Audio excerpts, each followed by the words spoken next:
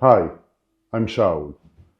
I feel that even after all those discussions about the subject of natural portrayal of the image and the 3D pop, there is still a lot of misunderstanding about this issue.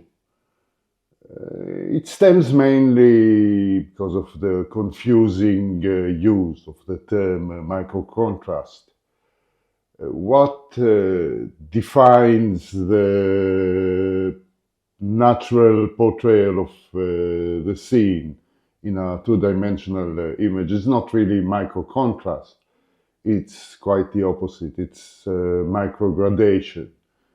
In order to correctly interpret the distances between objects in a scene and to get a good evaluation of their shape and volume and weight, if you will, there is a need for gradual transitions around the edges.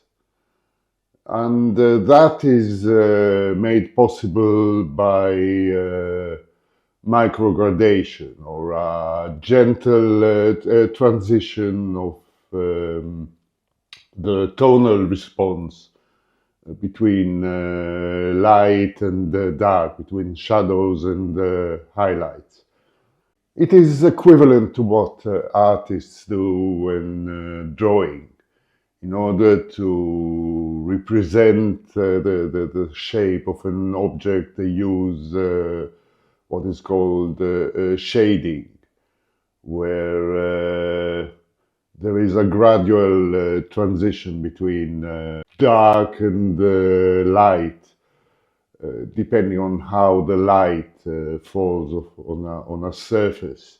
I have found that the chemical composition of the glass used in a lens, which of course affects its physical slash optical properties, does an effect on the portrayal of the three-dimensionality of the scene in the two-dimensional image. And that is strictly related to the refractive index of the elements used in that lens. When using a lens with a lot of low dispersion elements, which is a type of glass that is low density, and it is almost transparent to light with very little effect of its own on the image. You get a very sharp and defined image with a lot of detail and very good representation of color.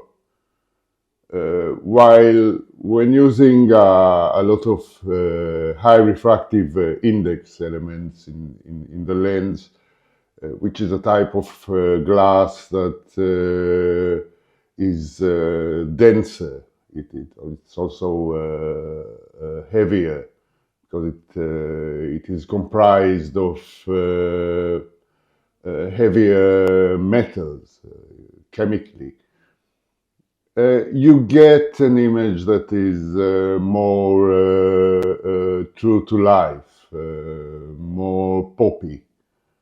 And in that case, the glass itself seems to have a body, like some types of wine have, when the glass does not only represent the scene in front of it, but has some effect on the portrayal of the image as of its own. Every transparent material or any liquid has a physical property that is called refraction, where the light hitting it changes its angle while passing through it, and then changes its angle again to the original incident angle when exiting that medium. Now, the higher refractive index the glass has, the higher the change in the angle of light.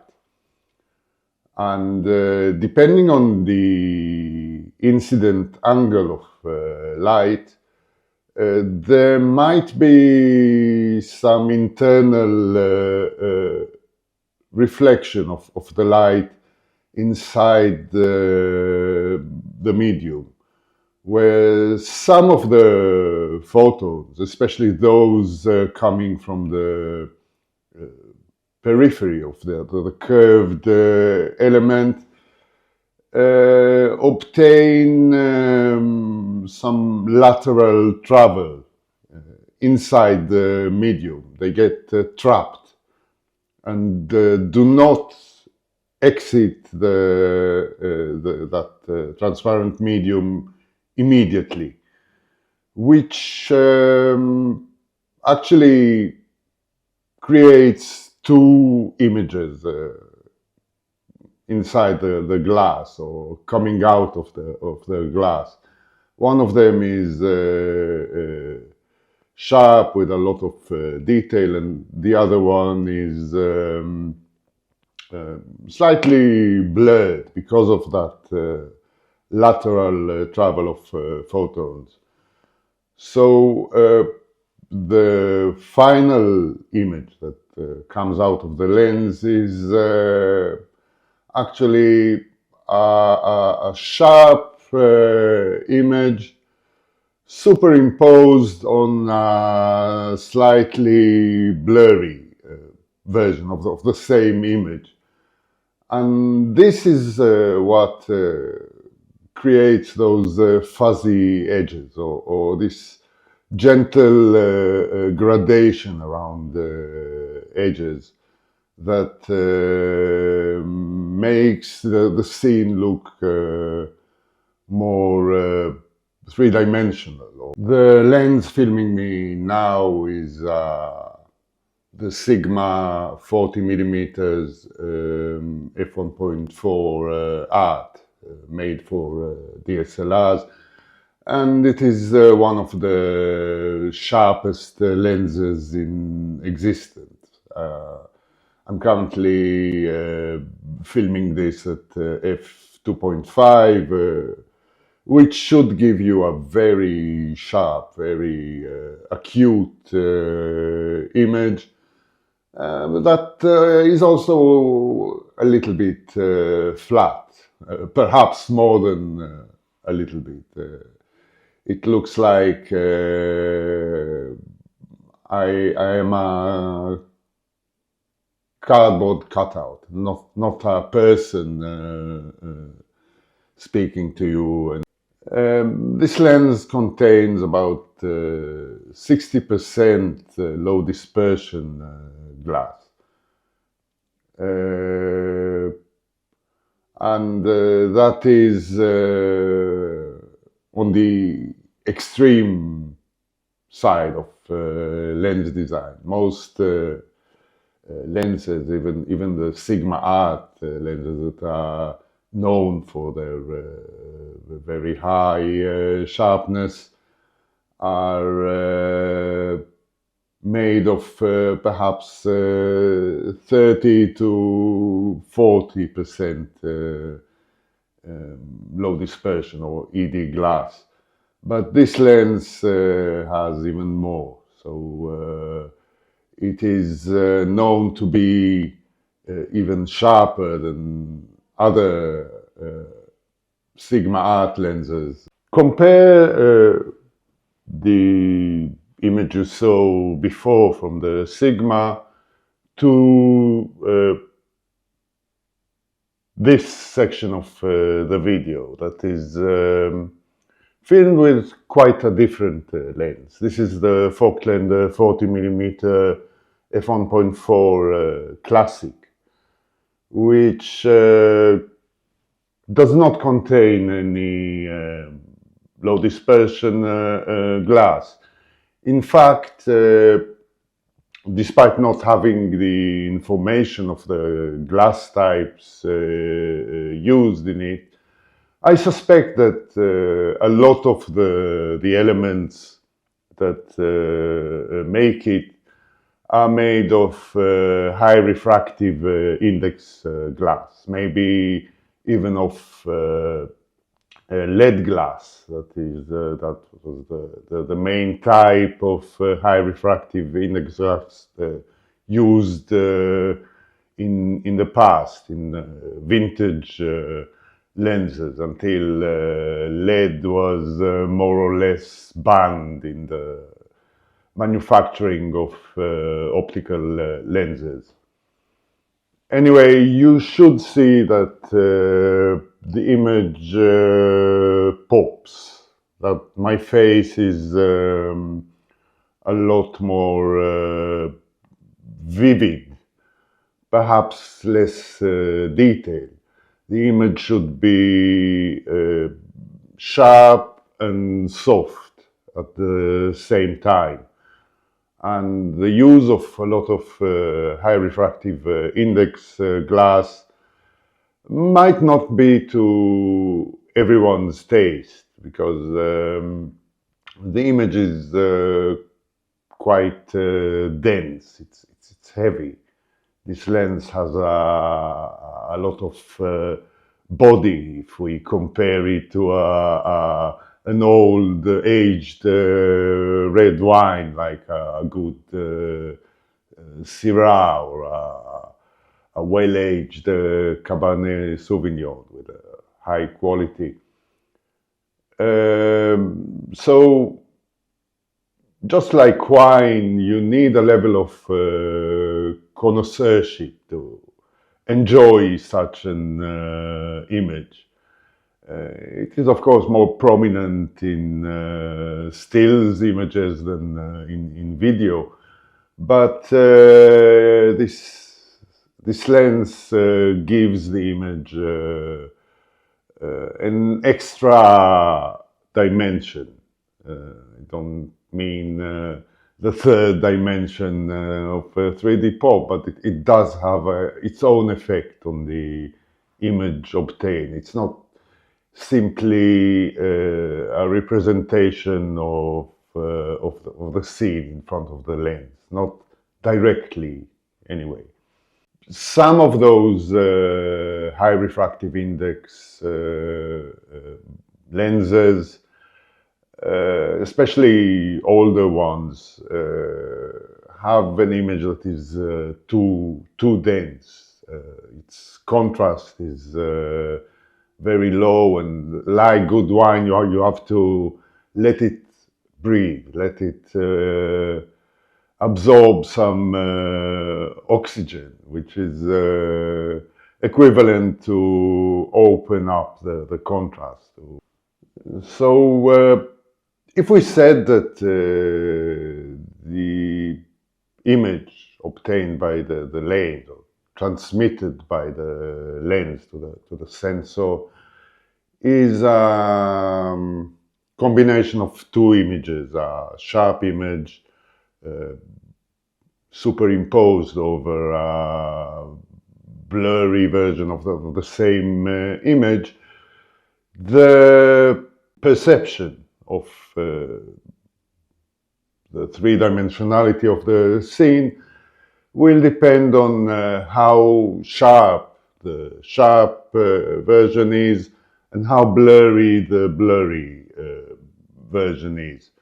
So in this case of this Falkland 40mm Classic, the sharp version is not really very sharp, and the blurry version is really highly blurry. It's too blurry, which causes this effect of density, of low contrast, which is not very palatable to many of us. Compare the high density image or look we experienced before to this version of portrayal, which is perhaps in the middle. It's the Goldilocks of looks. In this case, I'm filming on the Nikon 40mm f2, which is a modern lens. It still does not have any low dispersion glass in it, but the elements in it are probably made of mostly crown glass, which is a lower refractive index than that heavy, dense lead glass or high refractive index glass that is used in the Falklander. In this case, the sharp version of the image you see is quite sharp. It's not as sharp as what we saw with the Sigma art, but it is definitely sharper than what we saw in the Falklander. And the blurry version of the image is slightly less blurry than what we saw in the Falklander. So the image you might see, of course, taping it, I haven't looked at the different sections of these videos and haven't compared them. But you should see an image that is still rather true to life and poppy, but is not as condensed, not as low contrast as what we saw before from the Falklander lens. The concept of two simultaneous images captured by the camera, where one of them is highly acute and sharp and detailed, and the other one is slightly blurred, is in a way equivalent to the way our eyes transmit the scene or the real world into our brains. What I'm going to discuss next is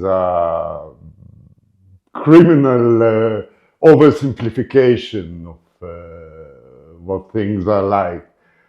My scientific peers would claim that I deserve to be stripped of my university degree for much less than what I'm going to do. But please, stick with me and I will try to explain this concept in a very reductionist and simplified way. You see, we have in our retinas, in the light-sensitive layer at the back of our eyeballs, we have two types of photosensitive receptors or cells. One of them is the cones and the other one is the rods. Those cells behave slightly differently. The cones are highly sensitive to color and to detail.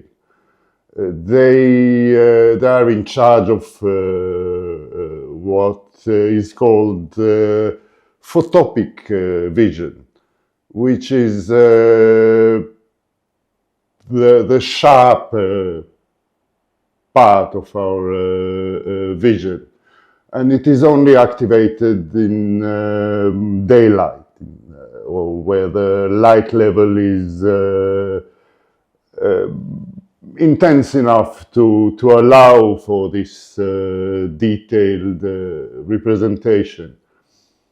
Rods are different. They are less sensitive to detail. They are less sensitive to color, but they are much more sensitive to the intensity of light. So they create a desaturated, blurry image that comes into action when light levels are low. So they are in charge of what is named scotopic vision or night vision. The conventional knowledge claims that those two types of vision, the photopic and scotopic visions, are completely separate ones, that when the light levels are high, photopic vision takes over, and when the light levels are low, scotopic vision takes over. However, they do work simultaneously. Cones are located basically only at the center of the retina, where they are of high concentration, and that is the part of the retina that is highly focused and detailed and sharp. But that is only a very small part of our retinas. In the peripheral part of the retina, rods are a lot more predominant. But fovea, the pit of our retina, where the cones are concentrated, is a very small part of the entire area of the retina. So our peripheral vision is scotopic. It's blurred and desaturated. It creates a simultaneous image that works together with the photopic image to fill in the blanks, to let our brains obtain the scene in its entirety and interpret all the information, the tonal information, as well as the fine detail and precise color information. And this system works a lot like high refractive index glass that can create two versions of an image simultaneously and pass it on to the sensor, where the entire image is integrated and formed. So what have we learned today? First of all, optical lenses are a lot like wine. It's not only that they both are put in barrels and create bokeh, which is a highly subjective and hard to define characteristic. Some lenses have a body of their own, where They do not simply convey the characteristics of the raw material, of the grape juice that is used to ferment and make the wine, but they also alter the characteristics of the final product.